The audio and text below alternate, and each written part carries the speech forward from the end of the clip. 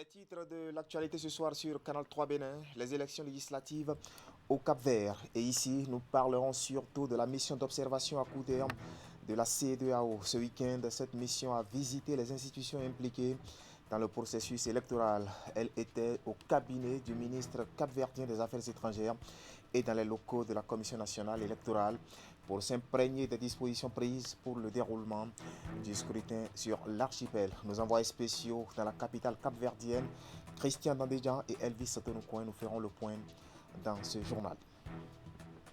Un important lot de matériel technique au profit des forces armées béninoises.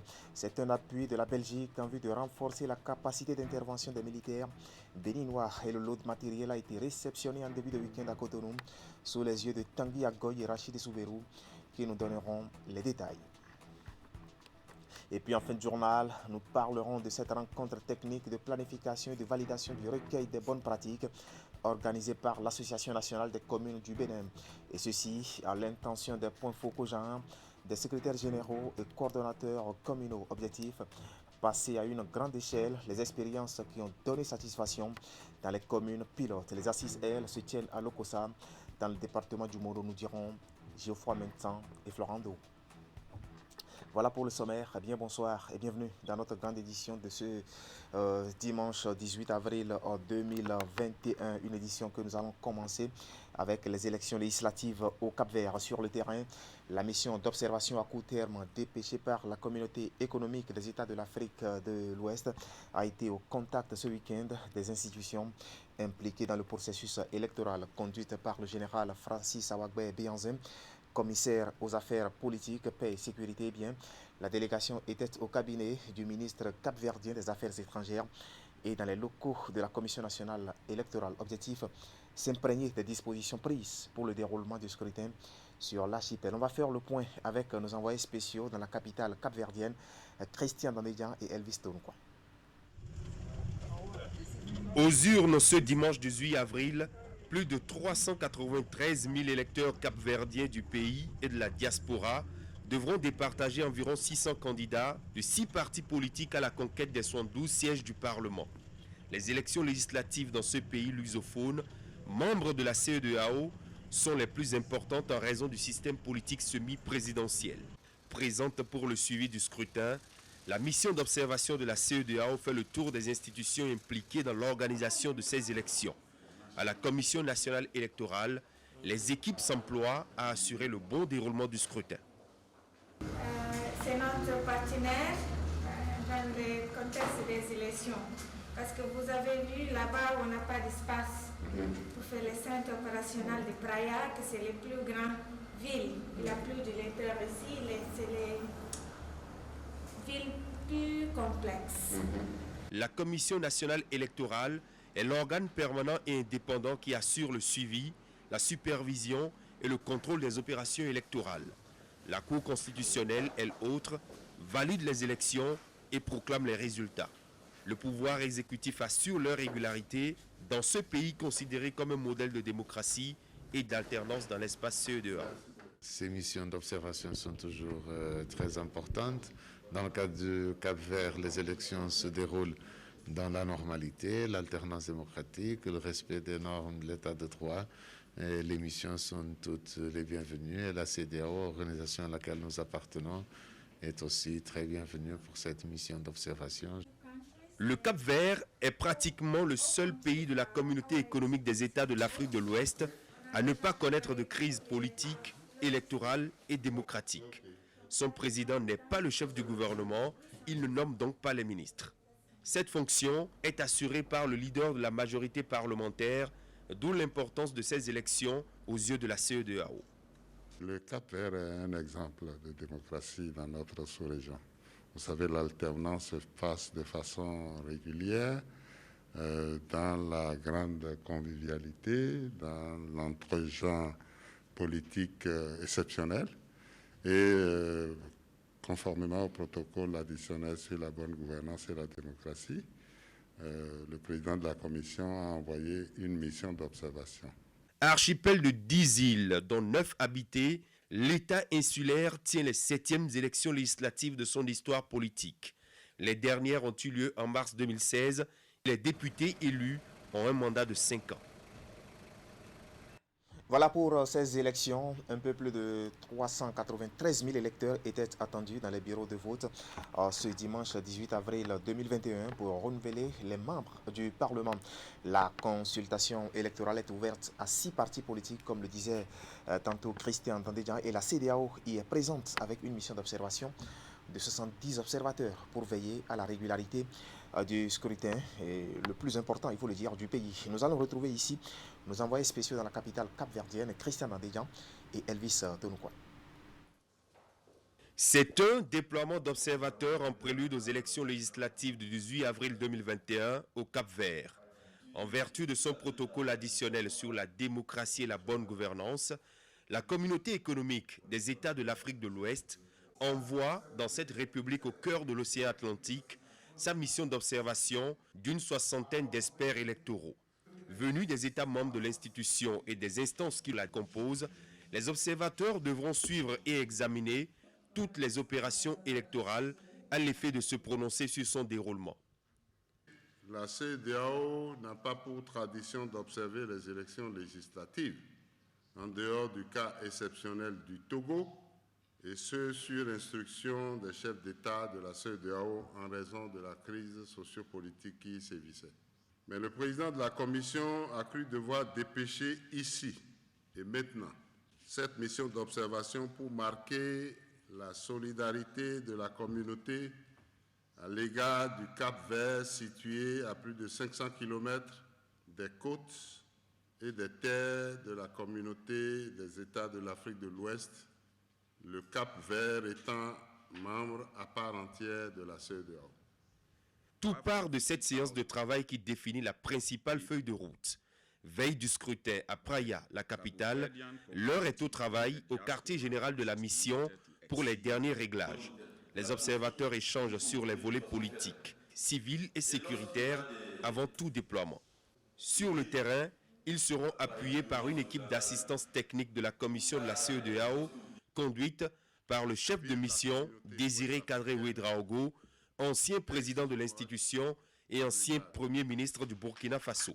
À la supervision, le commissaire chargé des affaires politiques, paix et sécurité. Mesdames et messieurs les experts, honorables observateurs, je puis vous assurer que votre sélection, une fois encore, n'est certainement pas le fruit du hasard. C'est vrai que le Cap-Vert est un pays à population raisonnable, mais la grandeur de sa démocratie mérite toute notre attention, toute l'attention de la communauté qui a intérêt à capitaliser cette grandeur pour certains de nos pays.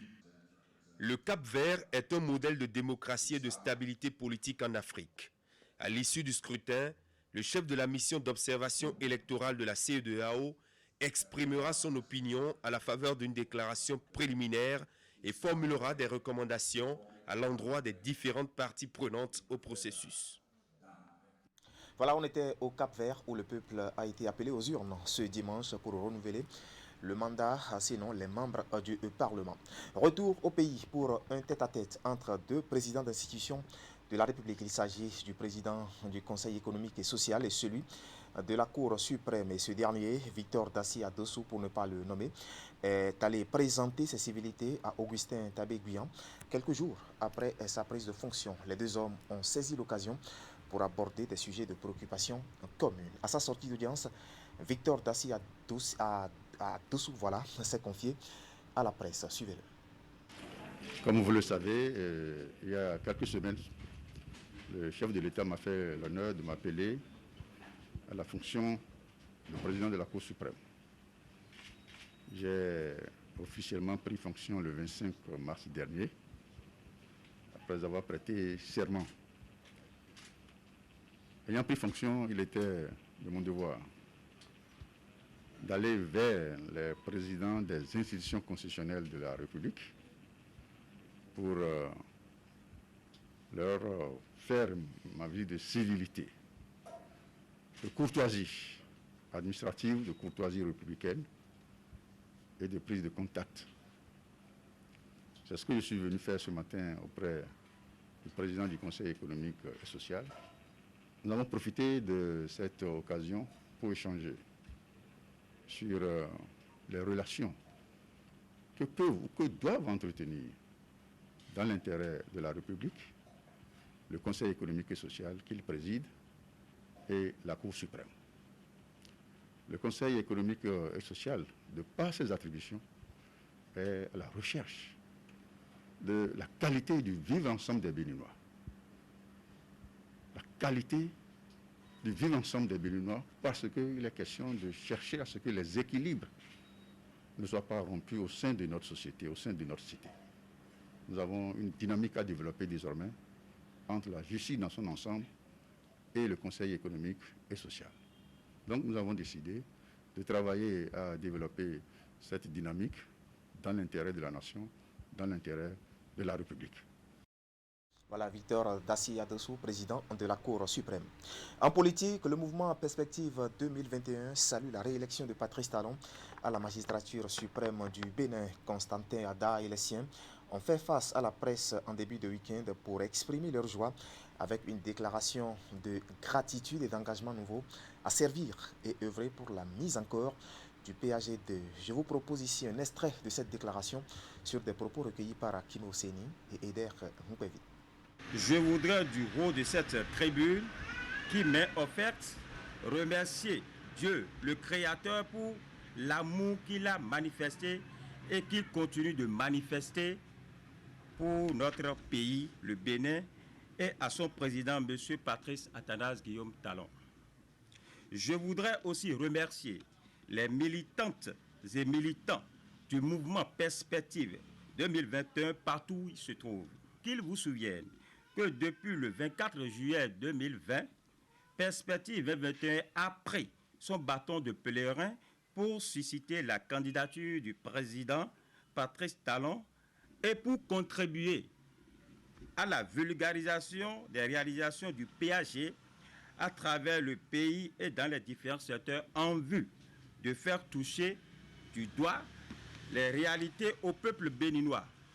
Ensuite, participer à la campagne pour expliquer aux populations de nos villes et de nos campagnes la nécessité de continuer la dynamique et la cause est entendue.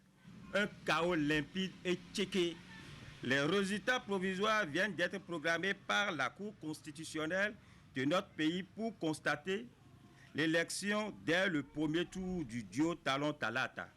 C'est le moment pour notre mouvement Perspective 2021 de se réjouir de ces résultats qui honorent notre pays et surtout de remercier notre président pour l'occasion qu'il nous offre de rêver encore plus grand.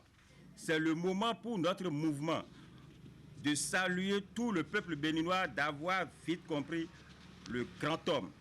Maintenant que nous avons retrouvé le chemin du développement, alors que nous venons de très loin et que nous devons aller plus loin, nous invitons chaque Béninois et chaque Béninoise à continuer à accompagner le président de la République pour des victoires plus grandes. Car le développement, ça est. En attendant les résultats définitifs, Perspective 2021 se tient toujours prêt pour accompagner le chef de l'État dans l'attente des nobles objectifs du PAG2. Voilà, c'était Constantin Ada, coordonnateur national du mouvement à Perspective 2021. Élection présidentielle au Bénin toujours, et vous le savez, la période électorale a été marquée par des tensions dans certaines régions du pays, notamment au centre et au nord, une poussée de fièvre qui a occasionné des blessés et surtout dans le rang des forces de défense et de sécurité. Eh bien, la Fondation Malekhossou est allée au chevet de ces soldats en souffrance pour leur témoigner un soutien aussi bien matériel que financier. Un geste de cœur que nous relate ici à Sionbo Kanya Sionbo. La Fondation Malekhossou est allée prier pour les militaires blessés par des assaillants dans le centre et le nord du Bénin.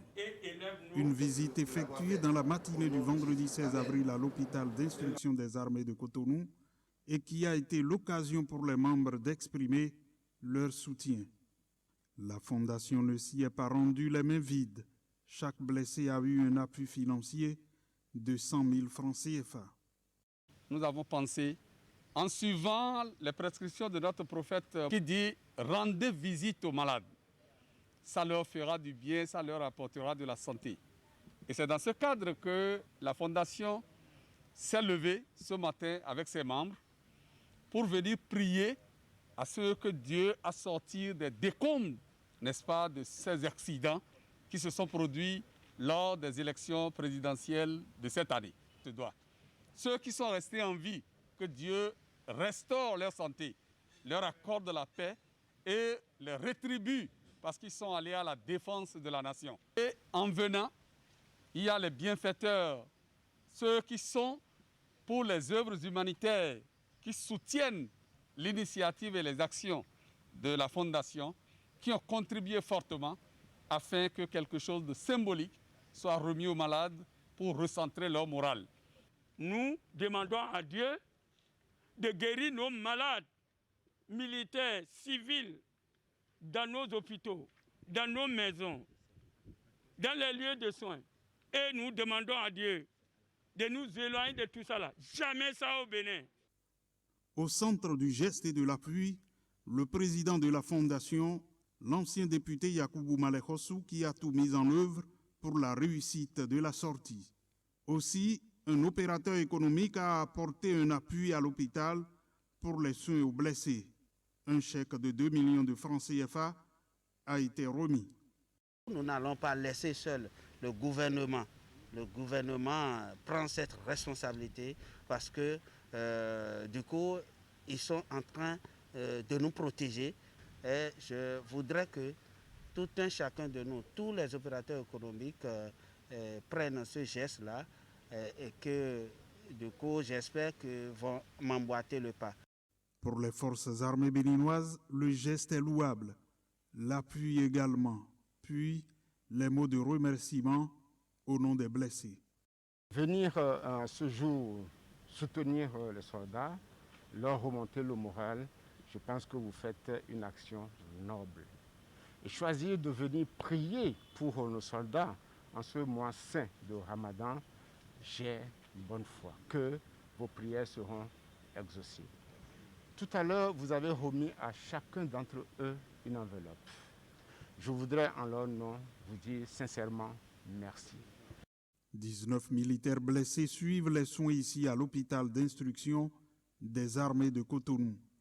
7 autres sont internés à Parakou avec 2 civils pour y suivre aussi les soins. Voilà, c'était un compte rendu signé Assiobon en Kani Assiobon. Sur tout un autre plan, la Belgique vole au secours des forces armées béninoises avec un appui technique et matériel. Il s'agit ici d'un important lot d'équipements techniques offerts pour renforcer la capacité d'intervention des militaires béninois. Et le lot de matériel a été réceptionné en début de week-end à Cotonou. Précision, Tanguy Agoy et Rachid Soubérou. Du matériel technique militaire pour le CPADD, le Centre de perfectionnement en technique de déminage de Ouida. La Belgique apporte son soutien à la qualité de la formation au Bénin. Il y a dans le lot des équipements, du matériel de vision nocturne et autres moyens plus appropriés pour le job sur le terrain. Un acte qui ne surprend pas la partie béninoise. Il y a une solidarité qui s'est établie entre les forces armées des deux pays depuis des lustres. Depuis quelques décennies, les forces armées béninoises entretiennent avec les homologues de la Belgique les liens d'amitié exceptionnels qui imposent une certaine solidarité face à nos défis quotidiens. Avec ce lot d'équipements, le Bénin compte bien améliorer la qualité de ses interventions et l'efficacité de la mise en œuvre de ses missions quotidiennes. Mais bien plus que le matériel reçu, les deux parties saluent une collaboration et une amitié renforcées par le temps. Par cette contribution en équipement, la Belgique démontre qu'elle continue d'accompagner les forces armées béninoises et elle le fait aussi pour l'ensemble des forces de défense et de sécurité dans la préparation aux importantes missions qui vous sont confiées sur l'ensemble du territoire national. La Belgique est un partenaire de longue date du Bénin, notamment sur le plan militaire. Avec le matériel octroyé, elle honore une vieille tradition, porter secours et appui technique aux forces armées du Bénin qui désormais entendent se mettre au même niveau technologique que bien d'autres pays sur le plan de l'intervention. Agriculture maintenant avec une nouvelle prouesse du Bénin. Le pays vient une fois encore de battre son propre record de production cotonnière, 728 000 tonnes de coton.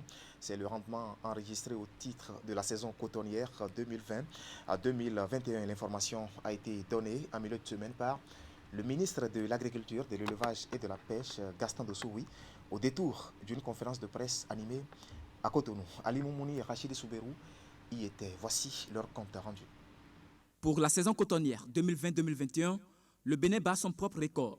728 000 tonnes de coton enregistrées contre 714 714 l'année écoulée. Et pourtant, la saison n'est pas encore terminée. Mieux, sur la campagne passée, nous avons eu à emblaver 658 000 hectares. C'est que cette année, nous avons fait moins. Nous avons fait moins et on s'était demandé si ça pouvait permettre d'atteindre. Mais il y a un Dieu pour les pauvres.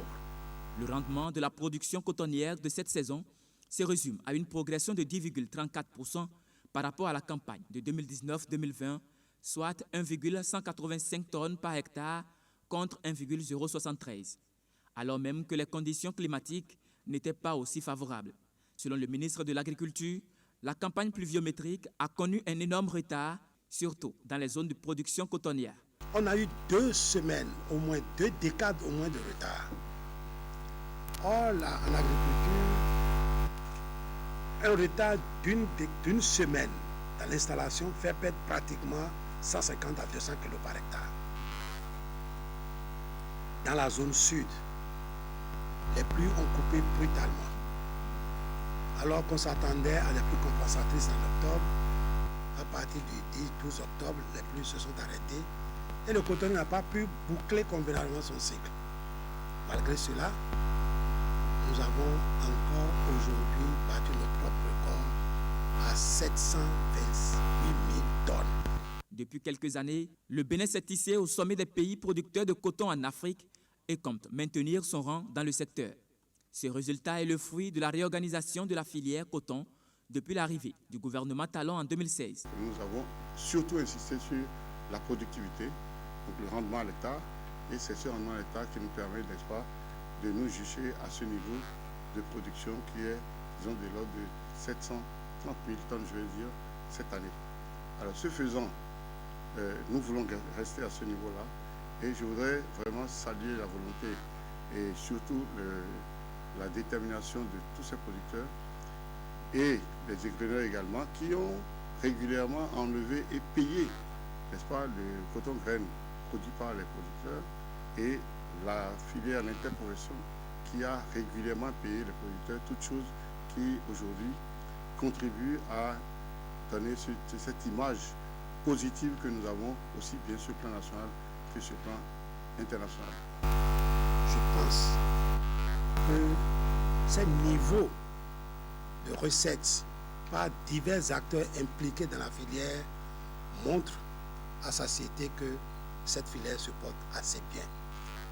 Mais elle peut encore se porter beaucoup mieux bien parce que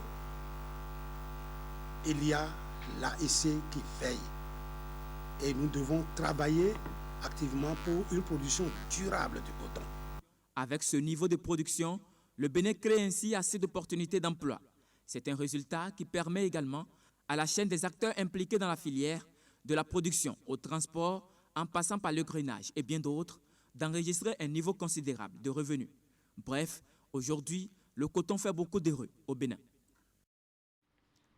Direction Lokossa dans le département du Mono, c'est pour évoquer cette rencontre technique de planification et de validation du recueil des bonnes pratiques initiées justement par l'Association nationale des communes du Bénin avec le soutien de l'Association des villes et communes flamandes. La rencontre est organisée à l'intention des points focaux genre, des secrétaires généraux et coordonnateurs communaux. Objectif, faire passer à une grande échelle les expériences qui ont donné satisfaction dans des communes pilotes. Voici les détails avec Geoffroy Mentan et Florent Dehoux.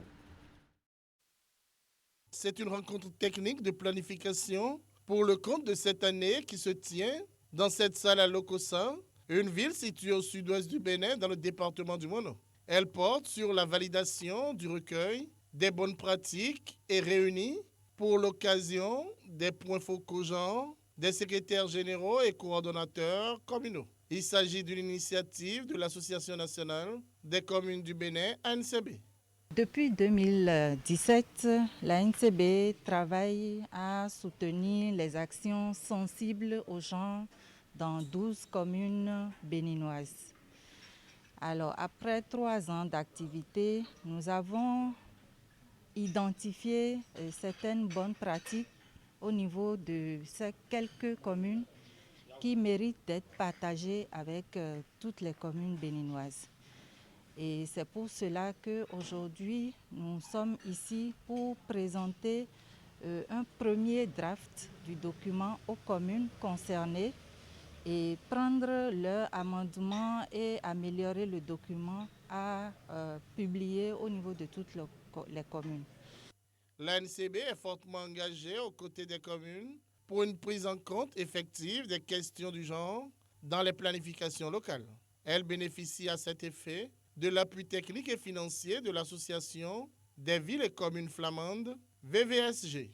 Plusieurs acquis et bonnes pratiques sont à mettre à l'actif de cet accompagnement. En fait, nous avons identifié auprès de 5 communes sur les 12 quand même des actions phares qui méritent d'être publiées. Il s'agit par exemple au niveau de la commune de Tukuntuna, qui travaille avec son partenaire belge sur le zonage dans le marché de Tukuntuna, le grand marché de Tukuntuna.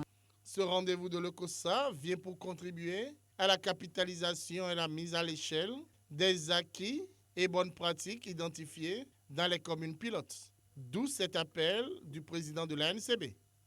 Ce recueil sera ensuite mis à la disposition des communes qui n'ont pas pu être prises en compte dans le présent programme, afin de leur permettre d'apprendre de vos réussites pour mieux faire sur leur territoire. Ceci appelle de votre part la rigueur et la précision dans l'élaboration du document afin de faciliter son utilisation et sa compréhension.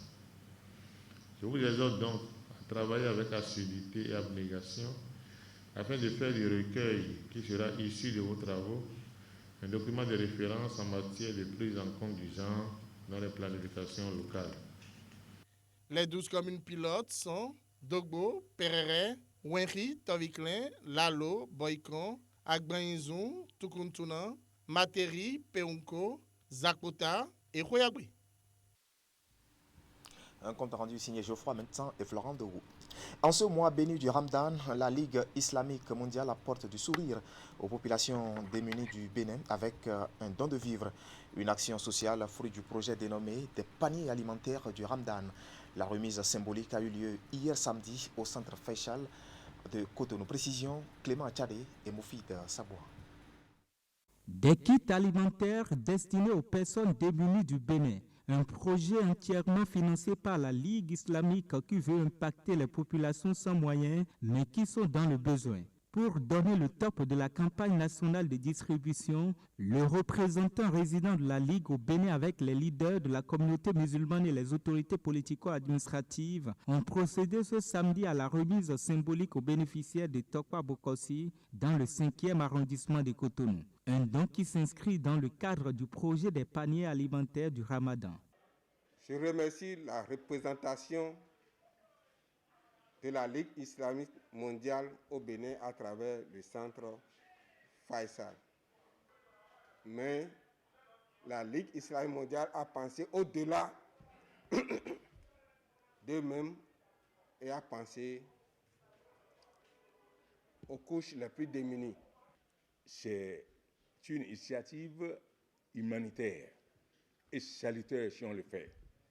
Donc, je remercie la Ligue mondiale de l'islam, que le Tout-Puissant le rend tout ceci au centuple, qu'il les préserve et aussi que cette année-ci ne soit pas la fin. Au total, 800 kits alimentaires sont distribués aux bénéficiaires pour qui ce geste de la Ligue islamique mondiale vient à point nommé. Cette campagne de dons de vivres en cette période de jeûne musulman est le symbole des recommandations du Saint-Coran, a précisé le président de l'Union islamique du Bénin. Avec cette deuxième édition, la Ligue islamique mondiale veut atteindre un grand nombre afin d'étendre son action sociale au Bénin. Aujourd'hui, ce matin, nous sommes dans cette cérémonie de ce projet qui contient 800 kits alimentaires qui seront distribués aux pauvres qui ont dans les besoins dans ce pays. Nous sommes dans cette émission qui a eu d'augmentation au nombre de ces kits et nous prions dans les années à venir qu'on aura plus que ceci et qu'on puisse couvrir la plupart de notre territoire béninoise avec ce projet et des projets de sorte.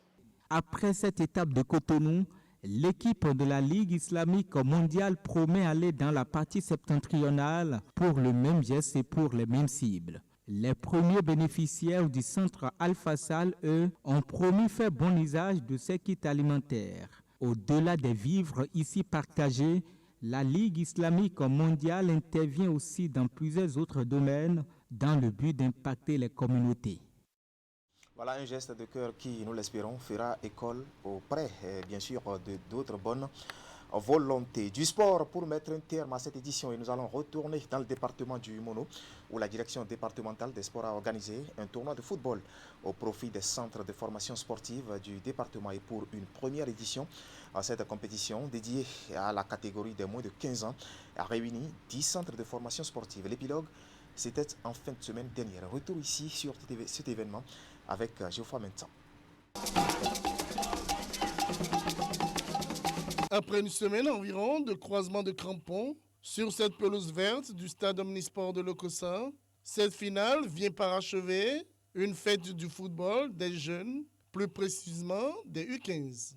En blanc-marron, l'équipe Ezida Dagamé de la commune de Lokossa et en blanc-vert, apparemment jaune, l'équipe de l'USZ de la commune de Comé.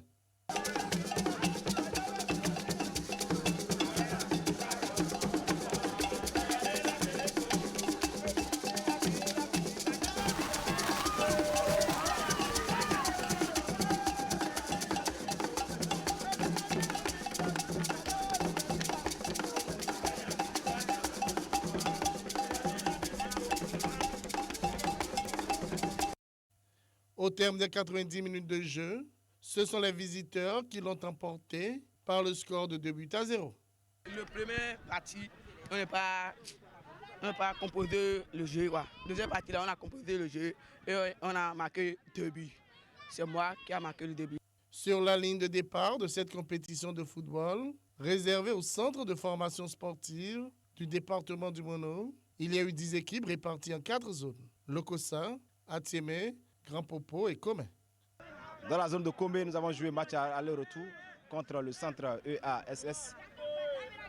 Ça n'a pas été facile avant qu'on vienne ici. Arrivé ici, nous avons joué également les 2 matchs.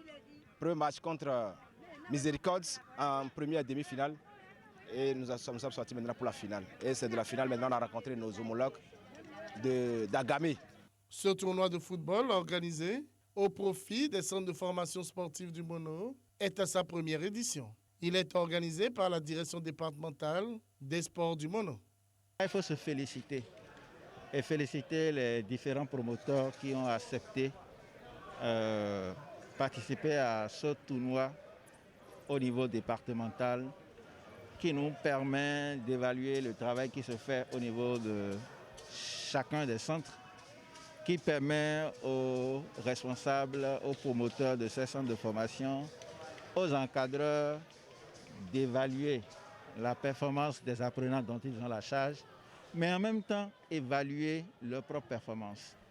La cérémonie de clôture de cette première édition du tournoi de football des centres de formation sportive du Mono s'achève sur la remise de trophées et autres récompenses aux équipes et joueurs méritants.